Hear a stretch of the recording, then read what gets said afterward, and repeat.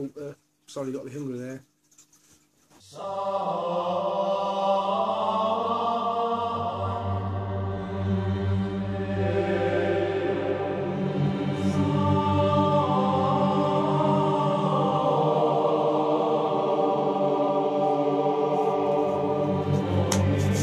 Hi, another update on the way now. A little bit of a while since I did the last one. Sorry about that. Been a bit busy. Work's getting hectic now and that. But yeah, quite a lot of pickups again. I think six Blu-rays, something like that. Not too many Blu-rays again, but yeah, a lot of DVDs again. Some good ones as well this month.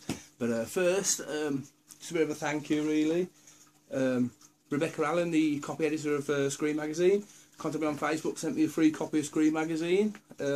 Never seen it before. We can't get it where I am. I can buy I'll get Dark Side, which is a great magazine. I've been reading that since 1990. But Screen Magazine. So thanks for that, Rebecca Allen. I don't know if you'll be watching or not, but fantastic magazine. Actually, really good.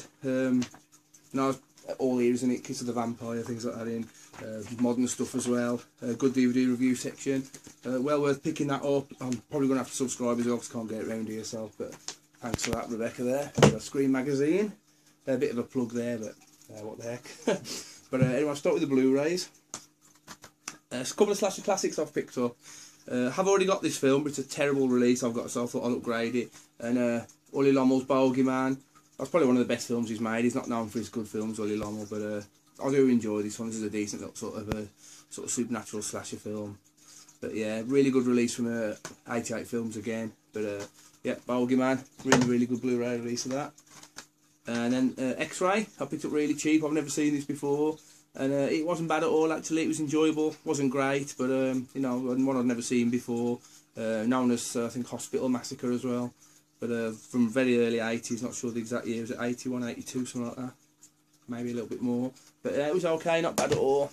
You know, I've seen a lot worse. And our release now, which I haven't had one of these for absolutely ages. The Visitor, I think from 1979. Don't know a thing about this one, never seen it. Hopefully watch it tonight. Yeah, do like them from that era though. So see what that one's like. And good Arrow release there. I did watch this one. This is the first Coffin Joe film I ever saw. Embodiment of Evil.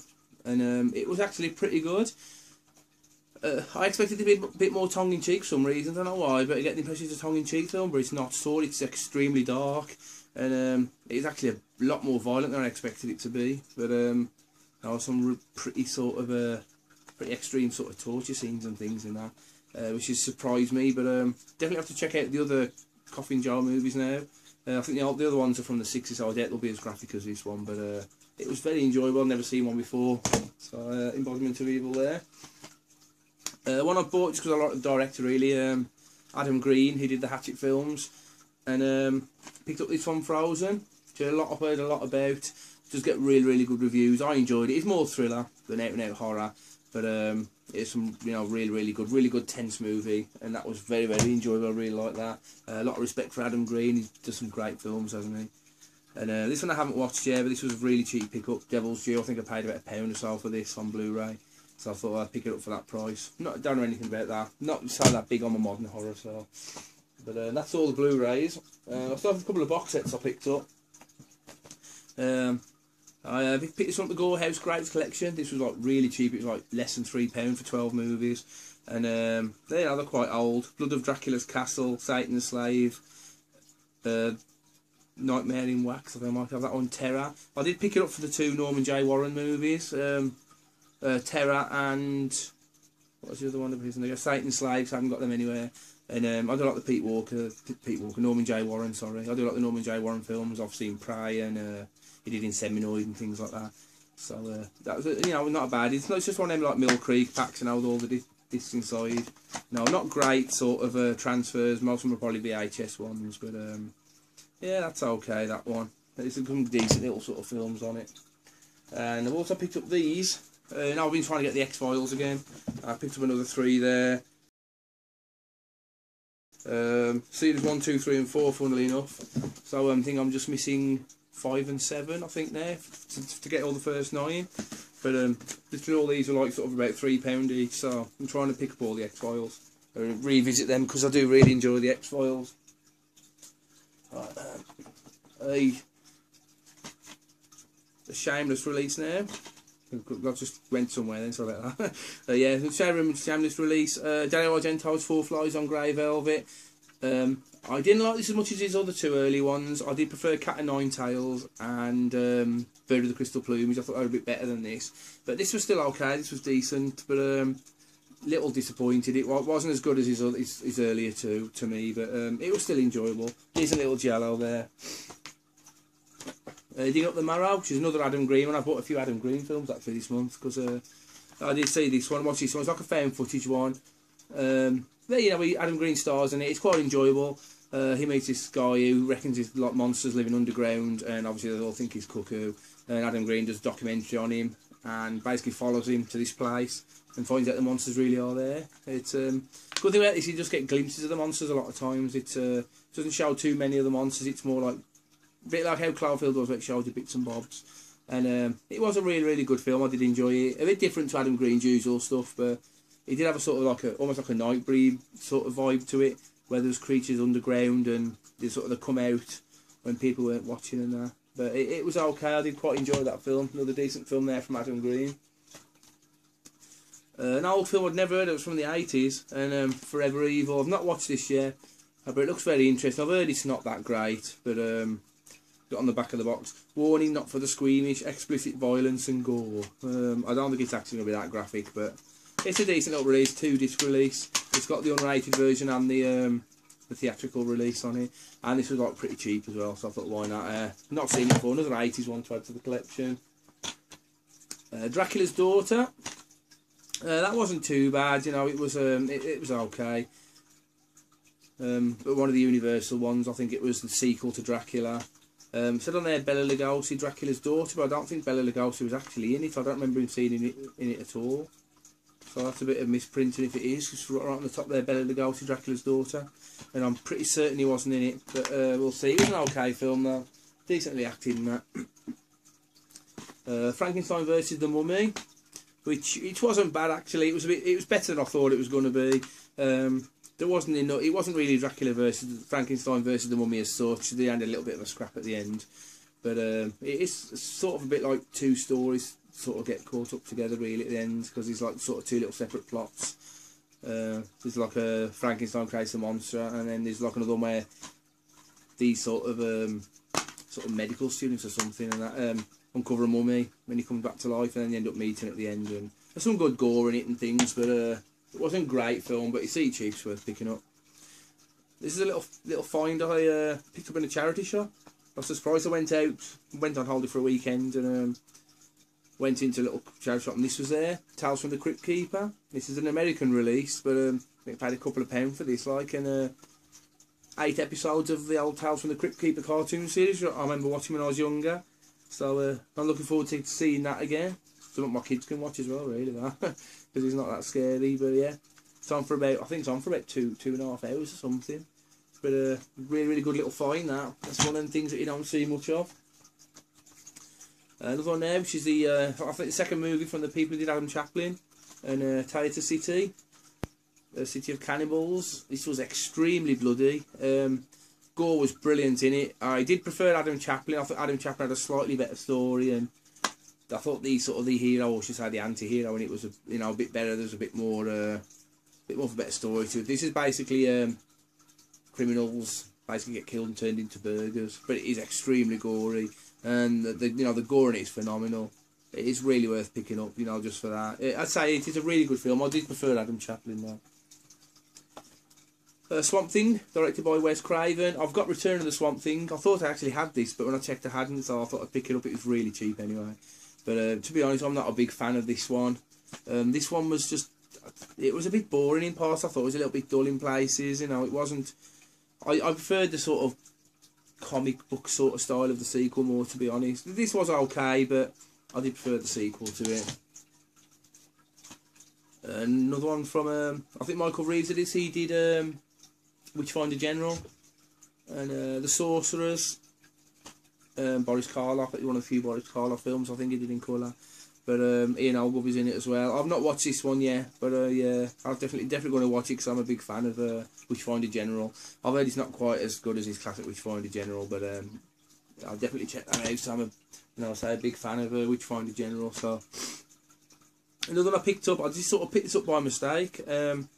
Slime City Massacre. I actually thought it was the old Slime City from, was it 1989 or something, 88, the old Slime City film, and it's actually sort of like a sequel to it. It was okay. It wasn't brilliant, but there's quite a good bit of like some of the gore in it was okay, and the story wasn't bad. But supposedly this is pretty hard to get hold of now. I think it goes for quite a bit of money, so I was quite lucky I did pick it up. But I will definitely have to try and get the original Slime City. I did really like that. I used to have that on VHS ages ago. Pete Walker film, another one I've picked up. I'm slowly trying to get the Pete Walker collection up. And Schizo. To be honest, I wasn't a big fan of this one. It was okay. It was one about the, I think it was like a figure skater or something, and I think mother dies or something, and the mother's partner goes down or something. The woman's boyfriend goes down for it, and did he do it or he didn't? I don't know. You know, I'm not going to spoil it for anyone who hasn't seen it, but it is like it's almost like a British giallo to me. It wasn't bad, not a bad film, but not my favourite Pete Walker film. This, on the other hand, is my favourite Pete Walker film. I really love this movie. From the Euroshot collection again, it's the Region 1 release, and that was Frightmare, which definitely my favourite Pete Walker movie I think I've seen. I really enjoyed this. This was great. It was a fantastic performances as well from the sort of two main characters. I'm not sure if it's got the name of the actors in it, but Sheila Keith, she's the one who played the crazy woman in it. She was brilliant in this, and she sort of made the movie for me. Plus I really enjoyed the story. I'm not going to give too much away, but it was a great movie. Spoof one now, which I hadn't seen for ages and ages, since the VHS days. Saturday the 14th. This was actually a real good fun film. You could watch it. The family could watch it. There's nothing too bad in it. It had some decent monster effects as well. Good sort of 80s spoof. And missing another Blu-ray. I just found this one here. This one should have been in the Blu-rays. I got another Slasher Classics there. Mother's Day, which is really good. I hadn't seen this before. It should have been inside within Blu-rays. I didn't realise I got it in there. But Mother's Day, which is I think it was a Trauma pickup. I think it was produced by them. I'm not sure. Lloyd Kaufman, I think he produced it. But really good sort of slasher film. Did really enjoyable, good atmosphere. Very enjoyable film there. Haunting Fear, which is obviously based on Edgar Allan Poe's, I can't remember which one it was, the Haunting Fear story he did, but it's nothing like the Haunting Fear, the H.P. Lovecraft story, and directed by Fred Olen Ray, and it wasn't that great, to be honest. I did hit the fast forward button a few times on it, but no, Michael Berryman's in it, but he's on the front cover there, but he's just basically got a small cameo, really. He plays a mortician in it, so it wasn't great. It was, like I did fast forward it a couple of times. There's parts of it was alright. Ginger Clown, it says starring Tim Curry, but he actually just does the voices to one of the characters.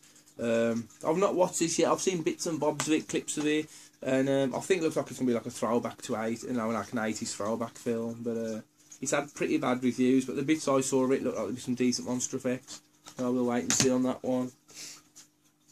The Taking, which was, I saw this about a week ago, and this is a fantastic found footage film. I think one of the best found footage films I think I've seen. It was genuinely creepy as well. The performances were fantastic. What was the name of the woman in it again?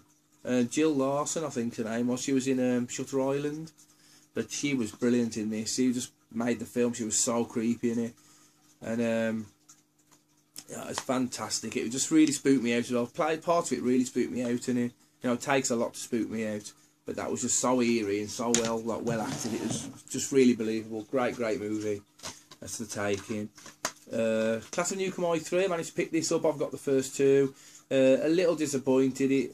It was probably the weakest of the trilogy of the first three films, but it was watchable. But no, it wasn't great. It wasn't a bit disappointed with it after the other two.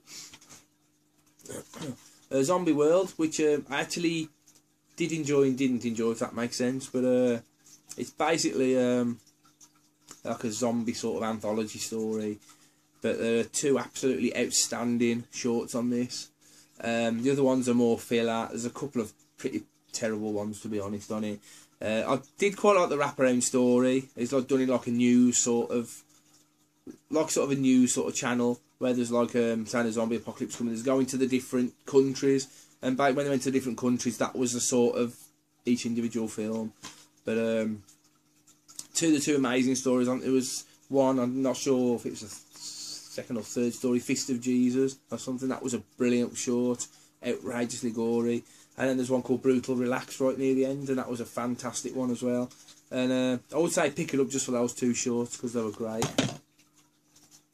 Watched this one last night and a little disappointed in it. The Houses of Halloween, I think it's called The Houses October Built in the US. And I saw the trailers on YouTube, looked amazing, and it was basically like a pretty average found footage film, to be honest. There was some great little scenes in it, bits of like going to the different haunts around America. That was quite interesting, but generally as a whole I was a little disappointed in it. Picked a Brain Damage Films one up, Raving Maniacs. Not seeing this, it's like an indie, sort of an indie vampire flick, indie zombie flick, sorry, and not watched it yet, but I'll definitely get around to that. There's this one as well, We Are Still Here. This is another one I picked up a day or so ago, so I've not got around to watching a few of these. Had a day trip out to Aberystwyth, picked about 10 films up, so the majority of these ones are probably from here. But yeah, We Are Still Here. I know Barbara Crampton's in it. Had good write-up, so we'll see about that. The Hotel just looked intriguing on the back of the box. I don't know if you can see it on there. There's quite some decent makeup effects and that on it, and I thought I'd check it out. It was like really cheap from CEX. That was like $150 or something. Film I've already got now, which is a Reanimator. I've got the American release of this, but this was just like CEX. It was £3. There's fantastic extra special feature on this, like a 2-disc version, like a 70-minute documentary on it, and I basically bought it for that. I don't know if it's uncut or not, but it's the Anchor Bay Stars release, so I'll have a look. But I just basically bought it for the extras, some fantastic extras on that. Cabin at Sorrow Creek, I've not watched this yet. It's supposed to be on based on a real life haunted house or something. I don't really know anything about it, bit of a blind buy, but that was like really cheap as well. A spoof one, which was like literally 50p, so I had to pick it up for that. Supernatural Activity, I've heard that is really, really bad, but no, it's virtually cost nothing, so I didn't really bother. The Haunting of Radcliffe House, I watched this on TV a few weeks ago, and this was actually very enjoyable. It was a decent sort of a typical haunted house sort of thriller, but it was done pretty well. I think Matthew Modine in it. Yeah, Matthew Modine's in it, and it was well acted, had some pretty good chills, so I thought I'll pick that up. That was like cheap as well, but I did enjoy it. Picked this one up from Poundland, Woocher the Demon Slayer. I think this is more of like a fantasy, martial arts fantasy thing with the sort of horror elements to it, but I do like them sort of films, so I picked that one up. Don't Panic, another Dead of Night collection one. I've not watched this, but I've heard a bit about it. I've heard it's not that great, but we'll see. Curse of the Fly, which was the only Fly film I was missing. Did watch this. I actually enjoyed this one more than Return of the Fly. I thought this was really good.